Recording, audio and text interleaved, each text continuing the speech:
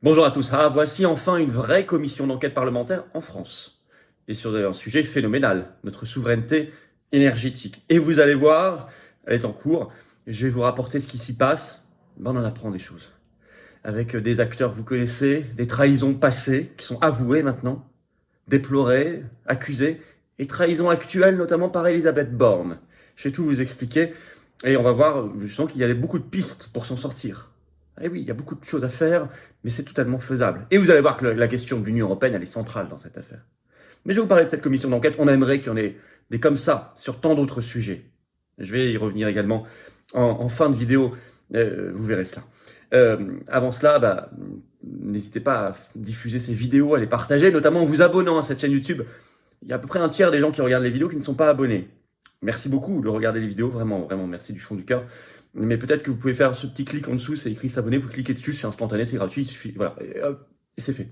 Je m'adresse à ces gens-là, je sais que certains m'entendront, beaucoup même, je les en remercie, et bienvenue à tous ceux qui ont rejoint les abonnements sur la chaîne tout récemment. Merci de cliquer pour s'abonner, ça me permettra une meilleure diffusion, tout simplement, automatiquement de ces vidéos, c'est comme ça que fonctionnent les algorithmes de YouTube. Je suis alors 2 rendez-vous dans mon Tour de France de la Résistance, jeudi prochain, 9 mars, je suis à Nîmes, vous écrivez à référent30@les-patriotes.fr si vous voulez venir, information, réservation. Semaine d'après, 16 mars, jeudi, je suis à Colmar, vous écrivez à référent68@les-patriotes.fr, information, réservation. Hâte de vous voir aussi aux patriotes, adhérents ou réadhérents ou donateurs. Vous pouvez soutenir la résistance, vous pouvez être de la résistance, vous pouvez revenir si votre adhésion n'est plus à jour parce qu'elle a plus d'1 an. Bref, il y a beaucoup de choses à faire ensemble, mais on le fait en commun, ensemble, unis. C'est comme ça qu'on est fort. C'est comme ça qu'on est fort face à l'oligarchie. C'est comme ça qu'on est fort dans la résistance, pour la liberté, pour la souveraineté dont on a parlé beaucoup aujourd'hui, pour le Frexit, pour la paix, pour la dignité humaine, pour notre France qu'on aime. C'est ça. C'est ça les patriotes, ce sont ces belles valeurs-là qu'on partage entre toutes les générations et notamment on se bat pour les générations qui arrivent, qui vont nous succéder. Alors le lien pour adhérer ou reprendre votre adhésion annuelle, et je peux que vous encourager à le faire parce que sinon on ne peut pas s'en sortir. Si on est désunis, si on n'est pas suffisamment nombreux face à tout le système, on ne s'en sortira pas. Si on est unis, on s'en sortira. On déplacera les montagnes. Donc pour adhérer ou réadhérer, c'est le premier lien sous la vidéo en description. C'est également un lien en commentaire épinglé, une petite fiche sur l'écran maintenant. Et en fin de vidéo, en cliquant directement sur l'écran, vous avez l'embarras du choix. Sous la vidéo en description, le deuxième lien est pour faire un don de soutien aux patriotes, parce qu'on n'a pas reçu 1 centime de financement public, parce qu'on agit en métropole outre-mer et même à l'étranger, parce qu'on est présent partout et que vous pouvez nous rejoindre partout. Le don est indispensable. On va participer au blocage, faire des actions, mais tout ça coûte cher. Les marches pour la paix, tout ça coûte cher. Et tout ça est défiscalisé aux 2 tiers pour vous, adhésion, donc vous déduisez tout aux 2 tiers de vos impôts. Bravo aux donateurs, aux réadhérents, bienvenue aux nouveaux adhérents patriotes. Alors, commission d'enquête parlementaire qui prouve une haute trahison généralisée. Et sûrement de la corruption. Vous allez voir ça, les mots sont employés, les mots sont crus, mais tant mieux, on met les pieds dans le plat. Alors, qu'est-ce que c'est que cette commission d'enquête? Elle a été créée le 11 octobre 2022.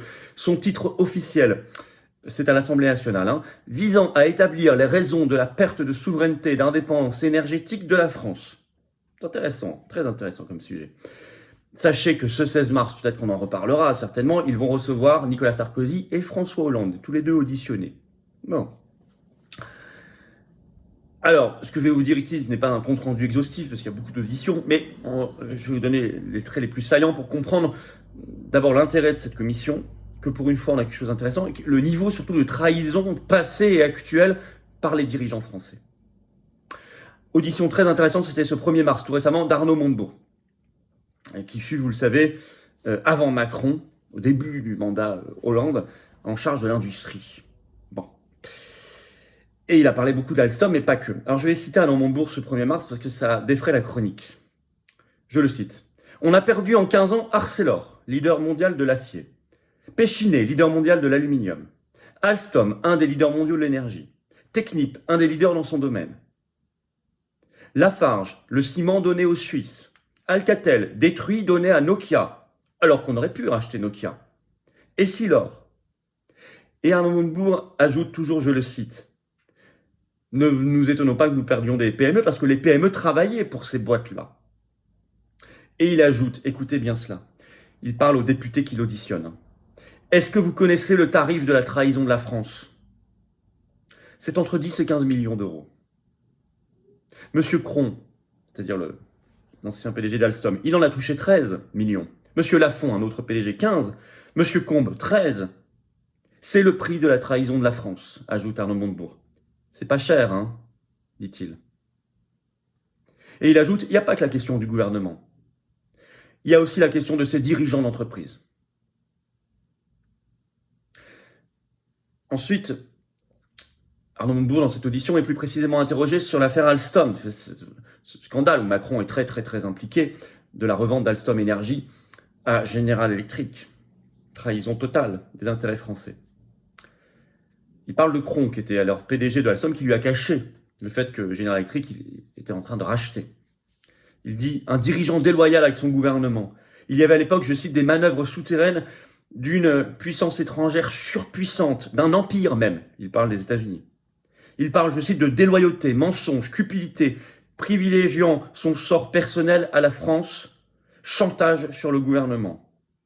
Il ajoute, autre dimension du problème, un appareil d'État incapable, notamment intelligence économique défaillante, dirigeant déloyal en matière de patriotisme par rapport à son pays.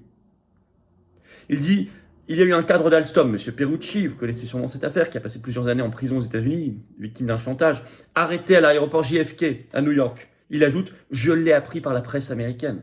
C'est incroyable, alors qu'il était ministre. Mais il pointe du doigt des grands sujets. L'intelligence économique faible, défaillante en France, le manque de loyauté, le manque d'intérêt pour la défense de l'intérêt national, la trahison par des dirigeants, le manque de patriotisme. On est au cœur des sujets. Et évidemment, le sujet de la souveraineté, pour pouvoir agir. Ça, j'y reviendrai dans un instant. Arnaud Montebourg, mais il y a aussi Nicolas Hulot. Alors lui, c'était, autant Arnaud Montebourg, c'était intéressant. Nicolas Hulot, c'était pathétique, mais il faut que je vous en parle. Au moment, vous savez, entre mai 2017 et septembre 2018, il fut ministre de la Transition écologique. Et on revient au sujet de l'énergie. Et il a été interrogé, lui aussi, le 1er mars. Et notamment par le président de la commission qui lui dit... il interroge sur un rapport qui préconisait alors, et qu'il a reçu comme ministre, la construction de 6 EPR. Le président de la commission lui dit ce rapport vous est-il bien parvenu comme aide à la décision ?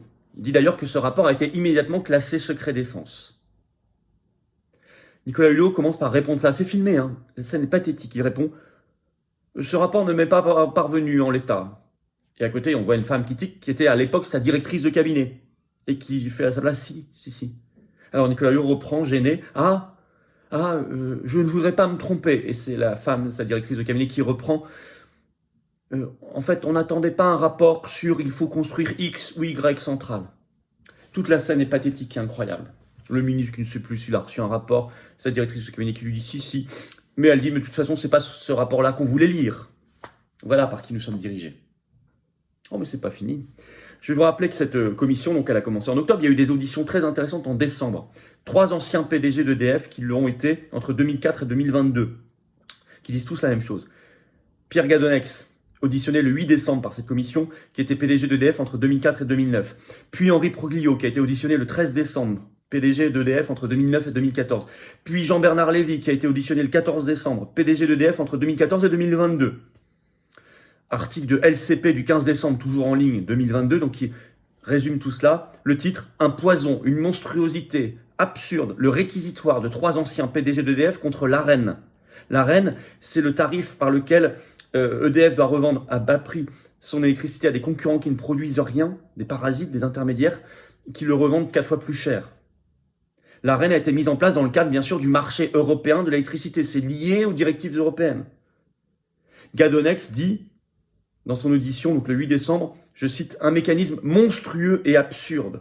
Pour Proglio, ça a fait la fortune des traders. Pour Jean-Bernard Lévy, l'AREN, c'est un poison, je cite. Il parle d'un drame pour EDF, pour les contribuables français, pour les usagers, pour la France. Je vais vous citer un passage, vous allez voir cela, écoutez bien. Je cite cet extrait de LCP. Et il cite en fait Jean-Bernard Lévy. Ce manque à gagner a contraint EDF à un plan de restructuration sévère, qui de fait a été imposé par les agences de notation qui ont dégradé à 3 reprises la dette d'EDF, ajoute encore Jean-Bernard Lévy. C'est à ce moment-là que l'État a décidé de venir en aide à l'entreprise en renonçant pour la première fois aux dividendes d'EDF payés cash et en souscrivant à hauteur de 3 milliards d'euros à une augmentation de capital. Lévy dit ceci, écoutez bien, c'est la première fois que le contribuable vient sortir l'entreprise nationale d'une situation créée par une mauvaise loi qui est elle-même la transposition d'une directive européenne. Je cite toujours, les problèmes financiers ont ensuite eu d'autres conséquences. La situation d'EDF s'est dégradée parce que l'histoire de l'AREN, cette pilule empoisonnée, a très sérieusement remis en cause le business model d'EDF, qui n'avait plus les moyens de faire des investissements non immédiatement rentables, a expliqué pour le coup Pierre Gadonex. Bref, et d'ailleurs, Lévy ajoute que pour lui, l'AREN ajoute 3 à 4 milliards d'euros d'endettement par an pour EDF, par an, qui en est à 67 milliards aujourd'hui. Et pourtant, trahison, maintenant encore. Le Premier ministre Elisabeth Borne, ce 2 mars auditionné par la même commission d'enquête, défend l'AREN, et donc le marché européen d'électricité. Elle dit, je la cite, la vidéo est en ligne. L'AREN est un mécanisme qui permet que les consommateurs français, les ménages, les collectivités et les entreprises puissent bénéficier d'un coût de production bas de l'électricité. Mensonge, mensonge, mensonge. Pareil sur la fermeture de Fessenheim, alors ça a été fermé en 2020, elle était en 2019-2020 ministre de la Transition écologique et solidaire à l'époque. Elle assume, elle dit, je cite, c'est effectivement un choix politique. Mais elle veut refourguer la faute sur EDF, ne pas prendre ses responsabilités. Je cite, EDF n'a jamais voulu proposer d'autre choix que celui de Fessenheim. Menteuse. Elle ment. EDF était simplement contre, et le disait. Il alertait. Il n'allait donc pas proposer un autre choix, ça n'avait pas de sens. Mais il faut assumer les trahisons. Alors en conclusion, ça c'est une bonne commission d'enquête. Il en faudrait plus comme ça. Oh, par exemple, sur les effets secondaires, sur les contrats de vaccination Covid, sur l'envoi d'armes à Zelensky et d'argent, 8,5 milliards déjà la France en un an. Sur le marché européen d'électricité, on pourrait cibler. Sur l'origine réelle de la réforme des retraites, sur les conflits d'intérêts dans le Covid. J'ai plein d'idées de commission d'enquête, mais des vraies, des musclées. En matière de souveraineté énergétique et industrielle, la France doit travailler sur l'intelligence économique. La France doit travailler sur des outils pour se protéger et avoir le droit de faire du patriotisme industriel et énergétique. Mais pour cela, il faut sortir de l'Union européenne. Sinon, c'est interdit. Et les hauts dirigeants, que ce soit les ministres, présidents bien sûr, dans la République, ministres, hauts fonctionnaires et dirigeants d'entreprises, publiques ou privées, quand c'est aussi stratégique, quand ce sont des joyaux, des fleurons français, on doit s'assurer de leur loyauté et leur attachement au pays, bien évidemment. Bien évidemment. Pour ça, vous le voyez, il faut les outils de la souveraineté nationale. Si on ne les a pas, on fera des commissions d'enquête intéressantes, mais ça n'avancera pas. Le Frexit, voilà des arguments supplémentaires pour le Frexit. Voilà du carburant pour la sortie de l'Union européenne. N'hésitez pas à partager cette vidéo.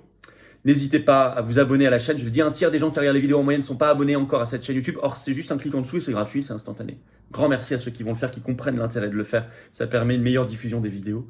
Je vous attends, patriotes. Ça, vous voyez, c'est une carte orange d'espérance. Un avenir d'espoir. On le construit ensemble. J'ai besoin de vous.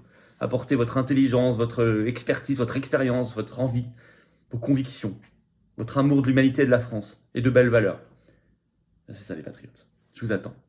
On est un mouvement anti-oligarchique. On n'a pas reçu un centime de financement public ni d'aide des banques. Le lien pour adhérer ou reprendre votre adhésion annuelle, c'est le premier lien sous la vidéo en description. Lien également en commentaire épinglé dans quelques secondes en cliquant sur l'écran. Vous choisissez. Sous la vidéo en description, le deuxième lien est pour faire un don de soutien aux patriotes. Les dons supérieurs à 500 €, nous avons inventé et ajouté pour vous un service personnalisé, des avantages. Vous irez voir sur le site des patriotes, tout est expliqué.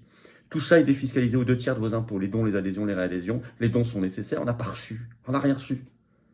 Comment on fait sinon? On peut pas. C'est précieux en mouvement de résistance populaire. Sachez-le, beaucoup de pays n'en ont pas et ils le regrettent. Bravo aux donateurs, aux réadhérents, bienvenue.